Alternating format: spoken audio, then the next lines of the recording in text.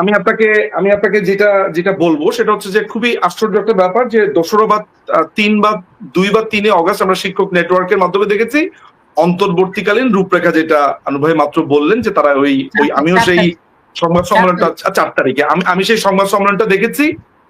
মজার ব্যাপার হচ্ছে যে অন্তর্বর্তীকালীন সরকার বলে কোনো কিছুই বাংলাদেশের সংবিধানে নেই।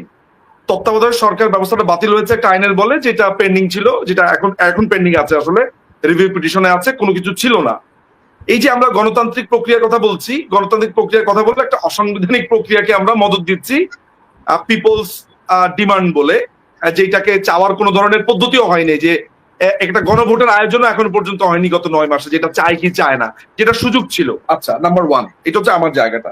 2 নাম্বার হচ্ছে যে যে কোনো চুক্তির কথাই বলা হচ্ছে না কেন আনু ভাইকে, আদানির চুক্তির কথা, রামপালের কথা, উনি যে কথাটা বলেছেন যে মাননীয় প্রধানমন্ত্রী অর্থাৎ আওয়ামী লীগ আমলের যেটা হয়েছে সেটা হচ্ছে যে ওনাদেরকে এটা নিয়ে কথা বলতে হয়েছে, ওনারা একটা ইনিশিয়েটিভ নিয়েছেন, একটা সময় লেগেছে লং মার্চ করার জন্য।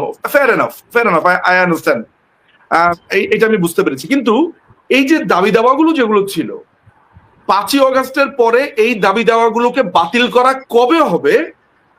যেমন 4 তারিখে আমরা দেখেছি যে নিজেরা উদ্যোগী হয়ে একটা রূপরেখা দিয়েছে, এখনো পর্যন্ত কোনো সংবাদ সম্মেলন ডেকে ওই শিক্ষক নেটওয়ার্কের কি কোন রকমের আপনি রূপরেখা দিতে দেখেছেন যে আমরা এইটা চাই?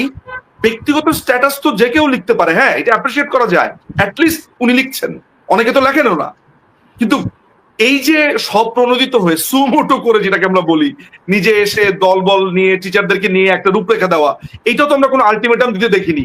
লং মার্চেই যে সবকিছু নিরূপিত হয় তাও তো না। নাম্বার নাম্বার 2, নাম্বার নাম্বার 3 হচ্ছে যে বারবারই আমরা বলছি যে এই এই বৈষম্য এই বৈষম্য এখনো দূরীভূত হয়নি, আমাদেরকে মনে হয় আন্দোলন আরো চালিয়ে যেতে হবে। কিন্তু একটা বারের জন্য এই যে এককভাবে করিডোরের সিদ্ধান্ত, এককভাবে ডিপি ওয়ার্ল্ডকে বন্দর দিয়ে দেওয়ার সিদ্ধান্ত, এই যে এককভাবে একনেকে প্রায় 8,000 কোটি টাকা ডিপসির জন্য এক্সট্রা পাস হওয়া, এই যে আপনার পাকিস্তানের জাহাজ আসলো সেটাকে টেস্ট না করে বন্দর থেকে সরিয়ে দেওয়া, এই যে বন্দরের জন্য একটা হুমকি, বন্দর কমিটি একটা বিবৃতি দিয়েছে যে পাকিস্তানের মালামালটা রেড জোন থেকে যে করা হয়েছে ঠিক কিসের ভিত্তিতে বা কেন, এটার ব্যাখ্যাটা কি জানতে চাওয়া হয়েছে? আমি অন্ততপক্ষে দেখিনি। তো আলটিমেটলি আমি যেটা বুঝলাম এখনো পর্যন্ত সেটা হচ্ছে যে মাননীয় প্রধানমন্ত্রী হচ্ছেন একটা পাঞ্চিং ব্যাগ ছিলেন। এই হাঁটলাম, বাতাস খেতে বেরোলাম, একটা ঘুষি দিয়ে দেওয়া যায়, উনি ছিলেন একটা পাঞ্চিং ব্যাগের মতো। উনাকে যখন তখন বা মানে মাননীয় প্রধানমন্ত্রী বলতে আমি বুঝাচ্ছি আওয়ামী লীগ সরকার, আমরা যারা মুক্তিযুদ্ধের পক্ষের একটা সরকার ছিলাম, তাদেরকে যখন তখন একটা ঘুষি দেওয়া হতো। কারণ আমরা তো আনু মোহাম্মদ ভাইকে গিয়ে অ্যাটাক করতে যাব না, আমরা গিয়ে তাদেরকে উৎখাত করতে যাব না, আসলে ওটা জানেন। কিন্তু আনু ভাই এটা জানেন যে আজকে যদি তিনি বলেন যে আপনারা স্বৈরাচার, আপনারা এই করেছেন, আপনারা জবাই করেছেন, হত্যা করেছেন, আপনারা মানুষের আপনাদের উপর আশা ছিল, সেটা শেষ হয়ে গেছে, আপনারা আসলে জোচ্চোর চোর, আপনারা টাকা পাচার করছেন, বিটকয়েন পাচার করছেন, আপনারা সম্পদ পাচার করেছেন, আপনাদের নামে একটা মামলাও নাই, সবার নামে মামলা, খালি আপনাদের নামে মামলা নাই, এইটা বললে আনু ভাইয়ের বাড়িতে এসে ভেঙে দিয়ে যাবে। হয়তো বা এই ভয়টা উনার আছে। 32 নম্বর যখন ভাঙলো, আনু ভাই 3 লাইনের একটা স্ট্যাটাস লিখেছেন, মনে হলো যে একটা কোর্স, জানি না, আমার কাছে মনে হয়েছে, বাট লিখেছেন তো, অ্যাটলিস্ট আমি উত্তর প্রজন্মে বলতে পারবো দ্য গ্রেট আনু মোহাম্মদ তিনি একটা স্ট্যাটাস লিখেছেন। কিন্তু এই যে নাগরিক কমিটি, এই যে মাহা মির্জা, কল্লোল মোস্তফা, মানে 13 হাত লম্বা লম্বা স্ট্যাটাস বা 13 হাত লম্বা যে কলাম লেখে, কই আমি তো কল্লোল মির্জা, মাহা মির্জা বা সর্বজন কথা, আনু মোহাম্মদকে আমি কোনো তীব্র প্রতিবাদ করতে দেখলাম না। আমরা না হয় আমরা না হয় প্রতিবাদ করতে পারছি না, কই নাগরিক আন্দোলন তো একটা মার্চও করলো না 32 ভাঙার সময়।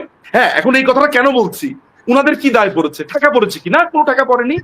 সমস্ত ঠেকা বাংলাদেশ আওয়ামী লীগের। খুন করেছি আমরা, মহাত্মা গান্ধীর ছাগল চুরি করেছি আমরা, আমরা পলাশির যুদ্ধ লাগিয়েছি আমরা, সবকিছু আমরা করেছি। সমস্ত দায়, যে ভুল স্বীকারের কথা বলছে, সমস্ত ভুল আমাদের। পৃথিবীতে যা কিছু ঘটে গেছে আমাদের, ভবিষ্যতে যা হবে ওই একটাই কথা বলবে, এটা হচ্ছে ছাত্রলীগ, আওয়ামী লীগ, যুবলীগের ধারাবাহিকতা। তাহলে আজীবন আমাদেরকে শুনতে হবে।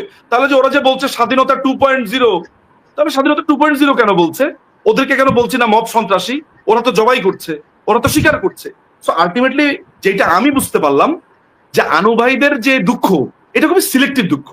অর্থাৎ উনারা কোনো কোনো জায়গাতে ব্যথা পায়, কোনো কোনো জায়গাতে ওনারা ব্যথা বোধ করেন না, নাম হয়ে যায়, মানে অবশ হয়ে যায় ওনাদের শরীর। ওনারা তখন বলে ব্যথা, আমি তো অবসর গ্রহণ করেছি, এখন তো তরুণদের সময়, আসলে এটা তো ওরা করবে, এটা তো প্ল্যান হচ্ছে 3 বছর পরে হবে, আমরা এখন পেপার ওয়ার্ক করছি। দেখেন, যুক্তি দিলে অনেক কিছু যুক্তি দেওয়া যায়। এখন আমি আইনের কথা যদি বলি, তাহলে যেটা আমাকে সাধারণত শুনতে হয় যে এই যে উনি আইনের কথা বলে, উনি তো লয়ারের কথাই বলে, এটা আমাকে সবসময় শুনতে হয়, অল দ্য টাইম। কিন্তু এগুলো তো আইনের কথাই, এন্ড অফ দ্য ডে তো পুরো ঘটনাটা আইনের কথা। সহজেই আওয়ামী লীগের ক্ষেত্রে বলে দেওয়া যায় যে তারা টাকা পাচার করেছে, এই করেছে, সেই করেছে। কই, ওরা যে বিটকয়েনে আমরা দেখতে পেলাম এত কোটি কোটি টাকা, আমরা যে দেখতে পেলাম তানভীর নামে একটা ছেলে পাঠ্যপুস্তক আজ পর্যন্ত ওইটার সে কত টাকা মেরেছে ওইটার পুরো কন্ট্রাক্টটা নিয়ে এখনো পর্যন্ত বাচ্চারা কাগজ পায়নি, বই পায়নি, এখনো পর্যন্ত স্কুলে তারা যেতে পারছে না, আপনার বইয়ের জন্য পড়ালেখা করতে পারছে না, স্কুলে না পড়ালেখা করতে পারছে না। তো আমার কাছে মনে হয়েছে বাংলাদেশ আওয়ামী লীগ বাম দলের জন্য একটা পাঞ্চিং ব্যাগ, কারণ বাম দল জানে যে আওয়ামী লীগকে সমালোচনা করা যায়, বলা যায়, এইটাই, এগুলো খুবই আক্ষেপের কথা। আমার কাছে, আমি এত কথা অন্য কেউ হলে বলতাম না, যেহেতু আনু মোহাম্মদ আমার কাছে উনি লেজেন্ডারি চরিত্র, আমার কাছে খারাপ ভালো মিলে ইতিহাসে উনি কোনো না কোনো ভাবে টিকে থাকবেনই। কিন্তু এটা দুঃখজনক যে আজকে উনাদের মতো মানুষ থাকার পরও আমি খুবই, ঠিক আছে আওয়ামী লীগের সমালোচনা করা যাবে না কেন, 100 বার করবে, 100 বার বলবে, সেটা আমরা শুনবো, পাল্টা মতামত দিব। কিন্তু আমাদের ভালো লাগতো যে আনু মোহাম্মদ যদি তার নাগরিক কমিটিকে নিয়ে আজকে একটা লং মার্চ করতো যমুনা বরাবর, যে এগুলা মানি না, এগুলা হতে পারে না, তাহলে আমাদের একটু ভালো লাগতো। এখন আমাদের কাছে মনে হচ্ছে ওনারা পেপার ওয়ার্ক করছেন, 3 বছর পরে নিশ্চিত ভাবে ওনারা আন্দোলন করবেন, আমি এই আশাবাদ ব্যক্ত রাখি। আমি আমি আমি আমি একটু, আমার মনে হয় একটু যোগ করার ব্যাপার আছে। খুবই আশ্চর্যজনক একটা ব্যাপার হচ্ছে, প্রথমত যেই লজিক্যাল ফ্যালাসিটা আমার কাছে মনে হয় আর কি, সেটা হচ্ছে যে যখনই আনু ভাইকে একটা প্রশ্ন করা হয় যে এখন তো মব ভায়োলেন্স হচ্ছে, এখন তো খুন করা হচ্ছে, উনি কোনো না কোনো ভাবে একটু বিব্রত বোধ করেন। আমার কাছে মনে হয়েছে একটু কুণ্ঠা বোধ করেন, খুব সম্ভবত যেহেতু এই আন্দোলনে তিনি ছিলেন, তারই তো সারথি বা তাদের সাথে সারথি বা একই রাস্তাতে ছিলেন। তিনি যেটা করেন এটাকে এক ধরনের হালালিকরণ করে হচ্ছে আওয়ামী লীগ, যুবলীগ এবং ছাত্রলীগ কি করেছে এইটা বলার মধ্য দিয়ে। ওইটার ব্যাপারে হ্যাঁ হচ্ছে, কিন্তু ছাত্রলীগ যুবলীগও তো করেছে। আমরা ইংরেজিতে এই থিওরিটার একটা নাম আছে, ইংরেজিতে একটা নাম হচ্ছে জাস্ট ওয়ার্ল্ড থিওরি, অর্থাৎ তুমিও তো করেছিলে এটা। কিংবা আমাদের ইন্টারন্যাশনাল ক্রিমিনাল লতে একটা আছে 2-2-Q থিওরি, তুমিও করেছো তাই আমিও করছি। হ্যাঁ, 2-2-Qই বলে এই থিওরিটাকে। দুটো থিওরি আমার মাথায় হঠাৎ করে মনে পড়ে গেল। ইন্টারেস্টিং ব্যাপার হলো যে আমরা আজকে একটা নতুন থিওরি জানতে পারলাম, যেটা হচ্ছে যে মানে যেটাকে তারা বিপ্লব বলছে, বা আনু ভাই যেটাকে বিপ্লব বলছেন, এই গণদাবি আইন কানুন মেনে হয় না। খুবই ট্রু। একটা যখন আন্দোলন হয়, আন্দোলনের কোনো, আমি তো শেষ করছি, আমি বিপ্লব শব্দটা বলি নাই, বিপ্লব বলেননি, যে আন্দোলন যেটা হয়, ঠিক আছে, আমি বেগ ইউর পার্ডন, যে আন্দোলন যেটা হয়, অভ্যুত্থান, ঠিক আছে, মানে আমার মূল জিস্ট যে কথাটা হচ্ছে যে অভ্যুত্থান বলি, বিপ্লব বলি, আন্দোলন বলি, যে কোনো কিছুই বলি না কারণ আইন মেনে হয় না, দ্যাটস ট্রু। কিন্তু যখন এই ঘটনার ক্ষেত্রে একটা খুনের জায়গাটাতে আসে, এটা তো তখন আর আন্দোলন থাকে না। এইটাকেও যদি আমি একটা স্বাভাবিক প্রক্রিয়া হিসেবে নেই, যে গণ অভ্যুত্থানের বাই প্রোডাক্ট হচ্ছে হত্যাকাণ্ডের একটা থাকবে, এলিমেন্ট থাকবে, তাহলে তো আলটিমেটলি এখন যদি আমরা বলি যে এখন মব ভায়োলেন্স হচ্ছে, আমাদের বাড়িঘর ভেঙে দেওয়া হচ্ছে, আমাদেরকে জবাই করা হচ্ছে, ধর্ষণ করা হচ্ছে, আমাদেরকে ঘরে থাকতে দেওয়া হচ্ছে না, দেশান্তরী করা হয়েছে, এই কারণে আমরা বিপ্লব করেছি। তা আমরা যদি এখন ঠিক একইভাবে হত্যাকাণ্ড করি, সশস্ত্র কাহিনী করি, তাহলে কি ভবিষ্যতে আমরা বলতে পারবো কিনা যে গণ অভ্যুত্থান তো আসলে আইন মেনে হয় না? মানে এই একই যুক্তিকে আমি বলতে পারবো কিনা, নাম্বার ওয়ান। নাম্বার টু হলো যে এই জিনিসটা হচ্ছে যেটা বলা হচ্ছে যে নসরুল হামিদ বিপু যদি আরেকদিন, মানে আওয়ামী লীগ যদি আরেকটু থাকতো তাহলে সব ব্লক তুলে দিত, তার মানে হচ্ছে তুলে দেন নাই। উনি বলেছেন যে এটা কোন রকমের আপত্তি ছিল না, অথচ আনু ভাই বলছেন যে বিপু ভাই বলেছে যে আমরা এটা নিয়ে চিন্তা করছি।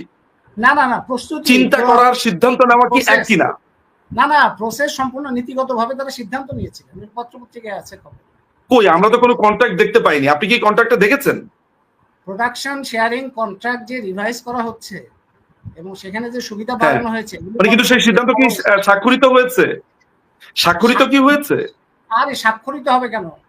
তারা তো এগুলি তৈরি করছিল, প্রোডাকশন শেয়ারিং কন্ট্রাক্টটা রিভাইজ, এটা তো দলিল, একটা ডকুমেন্ট, যে ডকুমেন্টের তার মানে যেটা হচ্ছে আমি অ্যাপ্রিহেন্ড করেছি, আমি ফিলিপসের সাথে আগে যে চুক্তি হয়েছিল 2008 সালে এবং 2009 সালে শেখ হাসিনা ক্ষমতা দেওয়ার পরপরই কনক ফিলিপস নামে একটা মার্কিন কোম্পানির সাথে যে চুক্তি হয়েছিল, সেই কিংবা তারও আগে খালেদা জিয়ার সময়, তারপরে শেখ হাসিনার সময় যে কাঠামো দেওয়া হয় সেটাকে বলে প্রোডাকশন শেয়ারিং কন্ট্রাক্ট। সেইটার মধ্যে সেটার একটা নানা রকম শর্ত নিয়ে নেগোসিয়েশন হয়, দিন দরবার হয়। এগুলোর প্রসেসের মধ্যে দিয়ে একটা পর্যায়ে গিয়ে সেটার মধ্যে দুই ম্যানেজমেন্টের মধ্যে চুক্তি হয়। সেই প্রসেসটা চলছিল সেই সময়, এবং সরকারের পক্ষ মানে থেকে বলা হয়েছে আমি আপনাকে এটাই বলছি যে যেহেতু একটা জিনিস এক্সিস্টেন্স আসে নাই, সুলতান আপা একটা কথা, মানে যেই চুক্তিটা এক্সিস্টেন্স হয়নি, যেটা স্বাক্ষরিত হয়নি, প্রসেস চলছিল, এটা দাবি হচ্ছে আনু ভাইয়ের দাবি। আমি ওই দাবিটাকে ধরে নিচ্ছি যে উনি জানেন বলে এটা বলছেন, কিন্তু আমি জানি না, ফলে আমি আসলে জানি না, আমার কাছে ওই ফলে আমি এটা নিয়ে কোনো মন্তব্য করব না।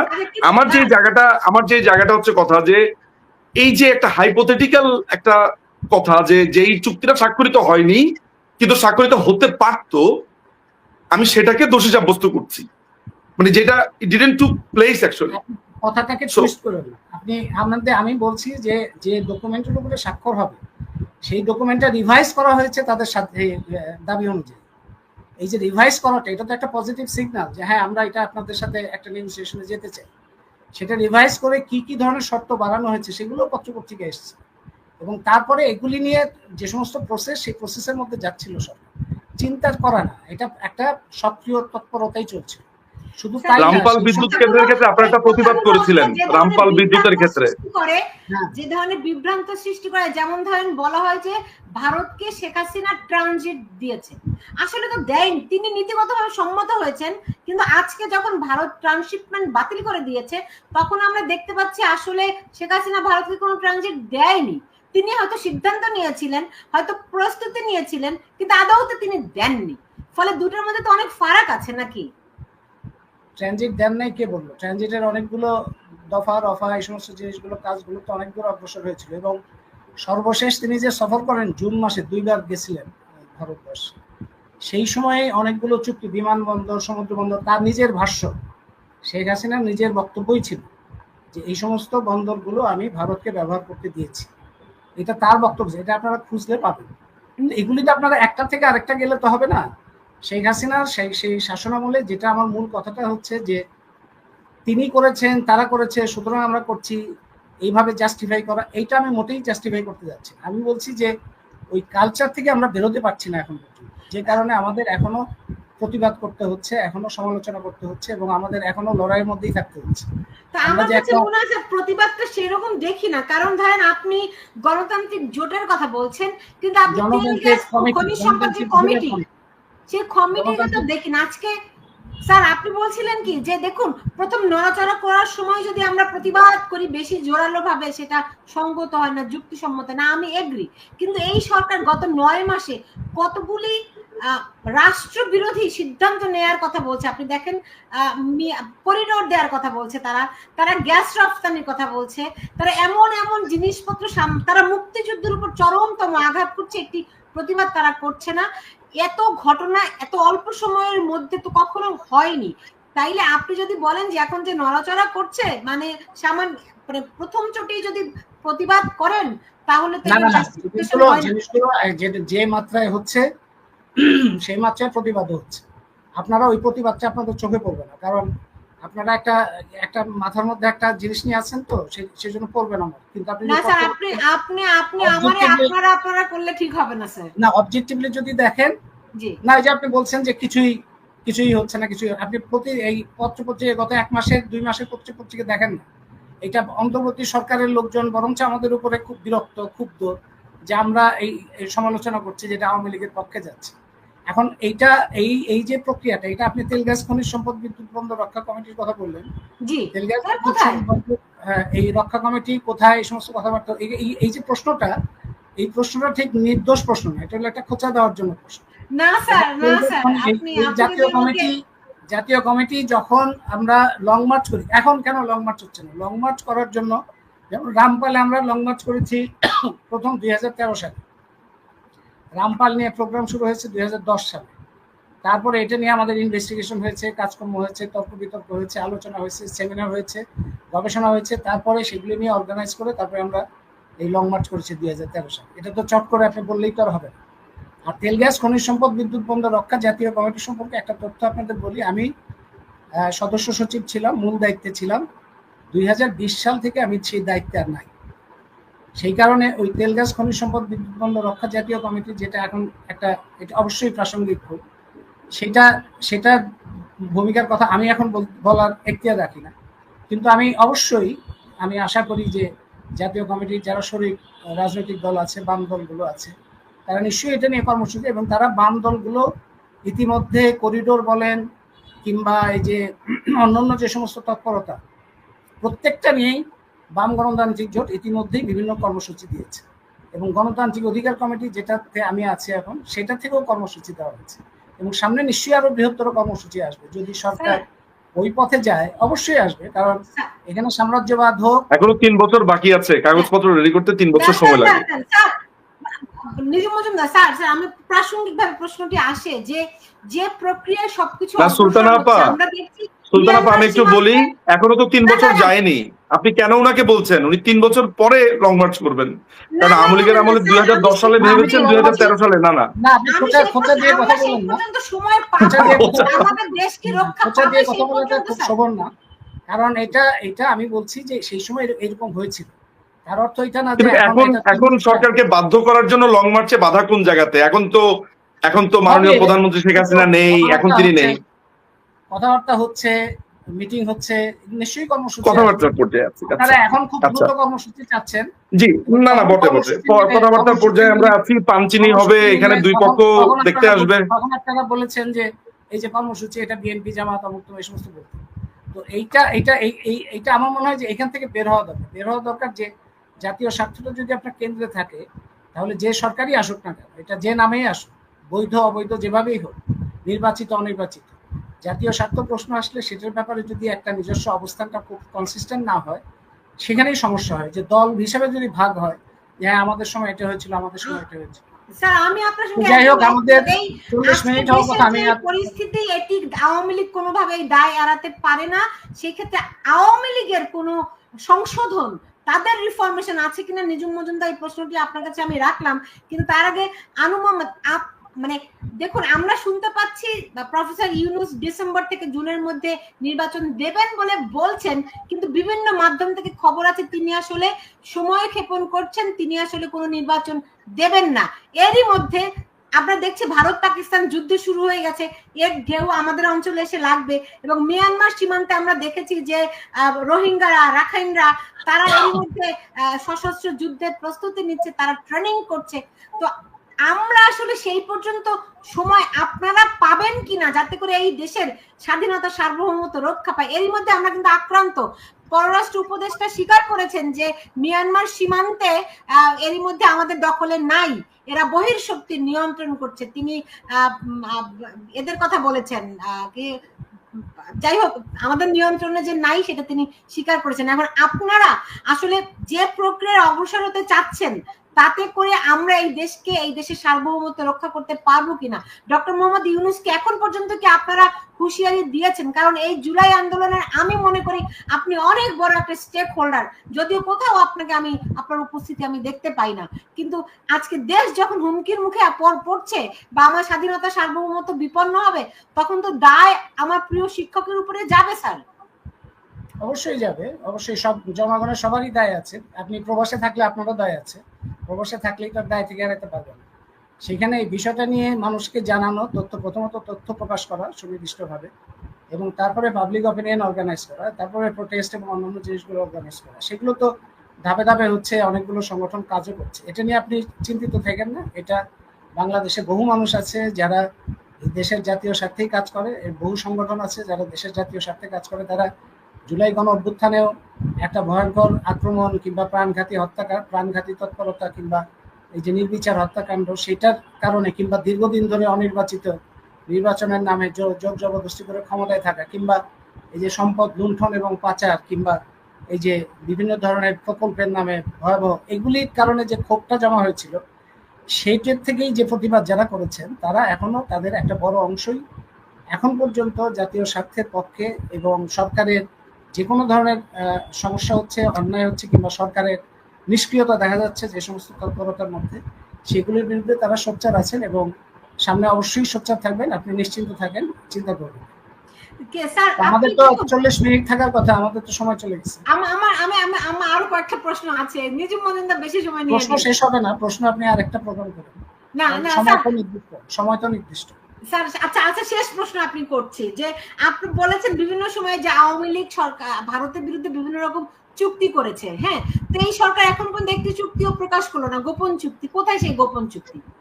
হ্যাঁ, সেটা আমাদের একটা অন্যতম দাবি ছিল এবং আমরা 5ই আগস্টের পরেই সরকারের কাছে যে দাবি করেছিলাম, শুধু ভারত না, ভারত, যুক্তরাষ্ট্র, চীন এবং অন্যান্য দেশের ভেতরে বিভিন্ন বড় বড় কোম্পানি, আমাদের তো এখানে পাকিস্তানের মতো 22 পরিবার তৈরি হয়েছিল, সেই 22 পরিবারেরও অনেক কিছু আছে, সেগুলি চুক্তিগুলো প্রকাশ করে এবং যেগুলি জাতীয় স্বার্থ বিরোধী, তার মধ্যে যেমন রামপাল আছে, আদানি আছে, রূপপুর আছে এবং যুক্তরাষ্ট্রের সাথেও কিছু চুক্তি আছে, ওগুলো বাতিল করার প্রক্রিয়া শুরু করার, প্রথমত চুক্তিটা প্রকাশ করা এবং তারপরে যেগুলি জাতীয় স্বার্থ বিরোধী সেগুলি কিভাবে বাতিল করা যায় তার পথ ও পদ্ধতি আবিষ্কার করা, মানে খুঁজে সেগুলো অনুযায়ী কাজ করা। এটা আমরা না, অগাস্ট মাসে আমরা এই দাবিগুলো করেছিলাম, কিন্তু আমরা দেখছি যে অন্তর্বর্তী সরকার এগুলো করছে না। এটা হলো অন্তর্বর্তী সরকারের বিরুদ্ধে আমরা এই কয়দিন আগেও তাদের 8 মাসের পর্যালোচনা, এটা সমালোচনা করেছি যে এটা অবশ্যই করতে হবে। উল্টো যেটা সরকার করছে, যে আগের যে চুক্তিগুলি ছিল সেই চুক্তি অব্যাহত থাকবে, সেই চুক্তি আমাদের প্রকল্প অব্যাহত থাকবে, সেটা আদানি এবং অন্যান্য, সেটাই আমরা দেখতে পাচ্ছি। সরকারের অবস্থানটা হচ্ছে এখন যে আগেকার যে সমস্ত প্রকল্প হাসিনা আমলে হয়েছিল সেগুলি তারা অব্যাহত রাখবে, যেগুলি বিভিন্নভাবে যেগুলি নিয়ে সমস্যা হয়েছিল বা আপত্তি উঠেছিল বা অভিযোগ উঠেছিল, সেগুলির কোনো পর্যালোচনা যথাযথভাবে হচ্ছে না কিংবা সরকার প্রকাশ করছে না। এটা আমাদের একটা সমালোচনা, একটা অন্যতম জায়গা। তাহলে আপনার কি মনে হয় এই সরকার আপনাদের যে কাঙ্ক্ষিত সরকার হওয়ার কথা ছিল সেটি হয়নি? বৈষম্যহীন বাংলাদেশের একটা প্রত্যাশা কিংবা একটা গণতান্ত্রিক, আমরা যেমন গণতান্ত্রিক অন্তর্বর্তী সরকারের উপর একটা কথা বলেছিলাম আমরা, যেটা আপনি বললেন প্রথমে, আমরা বিশ্ববিদ্যালয় শিক্ষক নেটওয়ার্ক থেকে এটা দেওয়া হয়েছিল এবং সেই অন্তর্বর্তী সরকারের উপর রেখার মধ্যে ওইটাই মূলত ফোকাস ছিল যে শেখ হাসিনা সরকার চলে গেলে আমরা তো নিশ্চিন্ত হতে পারি না যে অগণতান্ত্রিক কিংবা বৈষম্যবাদী শক্তি আবার আরো বেশি শক্তিশালী হবে কিনা, কারণ তারা তো তৈরি হয়েছে, তারা এত বছরে তো তাদের মধ্যে অনেক শক্তি জমা হয়েছে।